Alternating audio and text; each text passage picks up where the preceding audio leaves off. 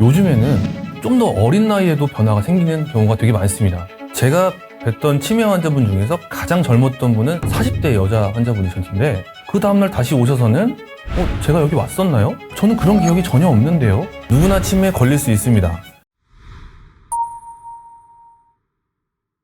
네, 안녕하세요. 저는 마디태평 신경외과 대표원장 태재환입니다. 만나서 반갑습니다. 누구나 치매에 걸릴 수 있습니다. 특별한 사람이 아니라 우리 모두가 노인이 되면 치매 위험에 놓이게 됩니다. 특히 요즘처럼 고립된 노인이 많아지는 사회에서는 그 위험은 더 커질 수밖에 없죠. 그렇다고 해서 두려워할 필요는 없습니다. 생활 습관을 어떻게 관리하느냐에 따라서 치매 발병 시기를 10년 또는 그 이상도 늦출 수 있다는 연구 결과도 있습니다. 오늘은 치매의 전조 증상은 무엇인지, 단순한 건망증과는 차이가 어떤 것인지, 그리고 우리가 지금부터 실천할 수 있는 생활 습관까지 구체적으로 말씀드리겠습니다. 치매는 나이가 들수록 발병 이 높아집니다. 일반적으로 65세 이후 발병률이 급격하게 증가한다고 알려져 있는데, 일반적으로는 그렇게 해서 65세 전후를 치매의 위험 연령대로 보지만 요즘에는 좀 더 어린 나이에도 변화가 생기는 경우가 되게 많습니다. 뉴스에서도 많이 보셨겠지만 40대인데도 치매에 걸리는 경우도 되게 많습니다. 예를 들어서 40대 후반부터는 뇌의 노화가 서서히 진행되면서 기억력이나 집중력, 언어 기능 같은 부분에서 미묘한 변화가 생길 수가 있습니다. 현대사회에서 너무 많은 변화를 겪다 보니까 이제 40대 전후로부터는 단순한 피로나 스트레스로만 치부하지 마시고 내가 왜 자꾸 깜빡거리는 걸까? 집중이 잘 안 되네? 같은 변화를 민감하게 살펴보셔야 됩니다. 특히 가족력이나 고혈압, 당뇨, 고지혈증 같은 혈관 질환을 가지고 계신 분들은 치매 위험이 더 높아질 수 있기 때문에 40대부터는 적극적인 예방이 필요합니다. 많은 분들이 기억력이 떨어지면 내가 혹시 치매가 아닐까? 이렇게 걱정을 하시는데 사실 단순한 건망증과 치매는 뚜렷한 차이가 있습니다. 기억은 우리 뇌의 해마라는 곳에 저장이 되는데 치매는 이 해마의 기능이 떨어지는 것이 특징입니다. 건망증의 경우는 기억이 이 해마에 저장은 되어 있는데 꺼내오는 과정에 문제가 생긴 겁니다. 그래서 누군가가 힌트를 주면 금방 기억을 꺼내서 떠올릴 수는 있습니다. 예를 들어서 내가 열쇠를 어디에 뒀는지 기억이 안 나는 경우에 어제 외투에 넣어놓지 않았어? 이렇게 얘기를 하면 아 맞아 하면서 금방 기억을 해내곤 합니다. 반대로 치매는 이 해마에 기억을 꺼내는 문제가 아니라 기억 자체가 저장되지 않는 겁니다. 아예 열쇠를 가지고 있었다는 사실조차 입력이 되지가 않는 겁니다. 그래서 아무리 힌트를 드려도 기억을 떠올리지는 못하고 같은 질문을 계속 반복하시게 되시고 이런 상황 자체를 잊어버리게 되는 거죠. 정리하면 건망증은 해마에 있던 기억을 꺼내는데 어려움이 있는 상태고 치매는 기억이 처음부터 해마에 저장되지가 않아서 꺼낼 수도 없는 상태라는 것이 가장 큰 차이점입니다.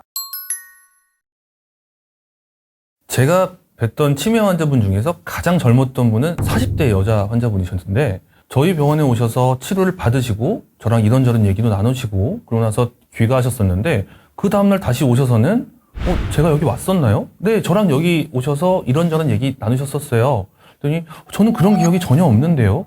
라는 얘기를 하셔서 처음에는 이분께서 혹시나 이제 스트레스 이런 걸로 인한 해리성 기억 장애인가 싶어서 여러 가지 이야기를 나누고 검사를 진행해 봤는데 이분은 결과적으로 이제 가족력도 있으셨기 때문에 알츠하이머 치매로 진단을 받으셨던 적이 있습니다. 치매는 초기 단계에서 일상 속 작은 변화로 신호를 보내는 경우가 되게 많습니다. 특히 식사 중에 나타나는 행동들이 되게 중요한데 예를 들어 숟가락을 들고는 한참 멈춘 채 내가 지금 뭘 하려고 했지? 하고 잊어버린 경우가 되게 많습니다. 또 평소 잘 먹던 음식의 이름이 갑자기 생각이 나지 않고 먹는 방법 자체를 잊어버리는 경우도 되게 많습니다. 식사 후에 방금 밥을 먹었는데 그 사실조차 기억을 하지 못하고 다시 밥을 달라고 하거나 같은 질문을 짧은 시간에 여러 번 반복하는 것도 대표적인 초기 증상입니다. 식사와 관계없이 집에서 늘 다니던 길을 갑자기 잊어버려서 길을 헤매는 경우도 치매를 의심해 봐야 하는 신호로 볼 수 있습니다. 이처럼 일상 속에서 예전에는 전혀 없었던 낯선 행동들, 그리고 기억의 공백 이런 것들이 자주 반복된다고 하면 단순한 건망증으로 보지 마시고 꼭 전문적인 검진을 받아보시는 게 좋습니다.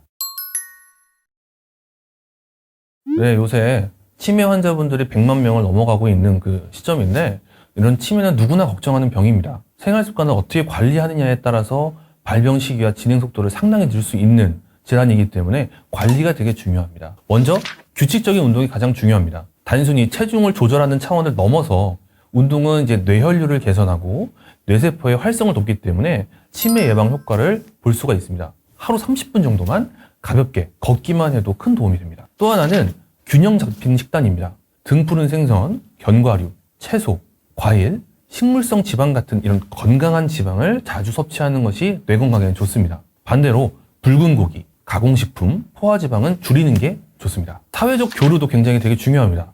사람과 대화하고 모임에 참여하는 것만으로도 뇌가 활발하게 자극을 받습니다. 실제로 가족이나 친구들과 자주 어울리는 분들이 혼자 고립된 분들보다 치매 발병률이 낮다는 연구 결과도 있습니다. 마지막으로 두뇌 자극 활동입니다. 책을 읽거나 퍼즐을 맞추는 거나 악기를 연주하는 것처럼 새로운 자극들, 이런 것들이 뇌세포를 다시 연결을 해주는 그런 작용을 하게 됩니다.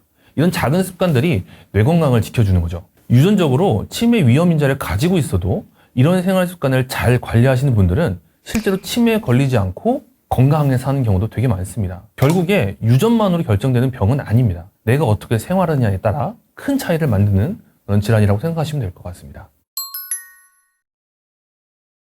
60대 어머니셨는데 따님분이랑 같이 내원을 하셨습니다.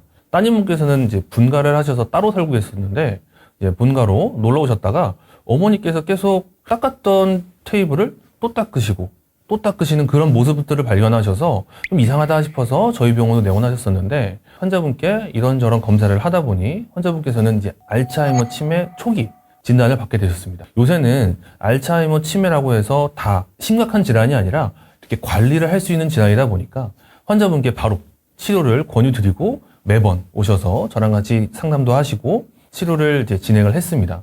환자분께서는 이렇게 60대 중반이셨기 때문에 계속해서 관리를 해 가고 계시고 더 이상 치매가 악화되는 거 없이 일상적인 생활을 계속 유지하고 계십니다. 첫째는 뇌혈관 건강에 소홀한 경우입니다. 고혈압, 당뇨, 고지혈증 같은 혈관성 질환은 단순히 심장에만 영향을 주는 것이 아니라 뇌혈관에도 큰 부담을 줍니다. 이런 질환들은 제대로 관리하지 않으면 뇌세포의 산소와 영양 공급이 원활하지 않아서 인지 기능이 빨리 떨어집니다. 둘째는 정신적, 사회적 요인이라고 얘기할 수 있습니다.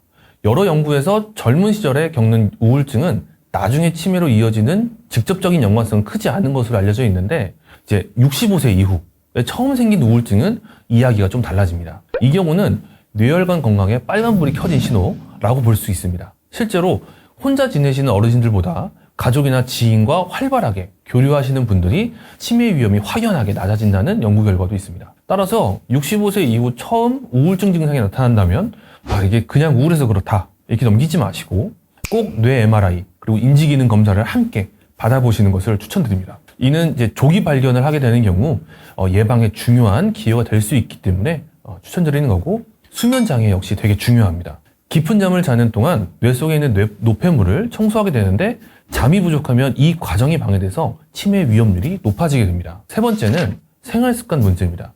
아까 말씀드린 예방법과는 반대의 생활습관인데 운동을 거의 하지 않거나 흡연과 과음을 반복하는 생활 이런 것들은 이제 뇌혈관과 신경세포에 독이 됩니다. 또 기름지고 가공된 음식 위주의 식습관도 뇌 건강을 해치는 큰 요인이 됩니다. 결국 치매는 단순히 나이만으로 생기는 병이 아니라 평소 어떻게 생활하느냐에 따라서 위험이 달라집니다. 뇌혈관 건강을 잘 지키고 사회적 교류와 두뇌 활동을 계속 유지하면서 규칙적인 생활 습관을 갖는 것이 치매를 예방하는 가장 확실한 방법이라고 말씀드릴 수 있습니다. 이제 치매는 치료할 수 없는 질환이 아닙니다.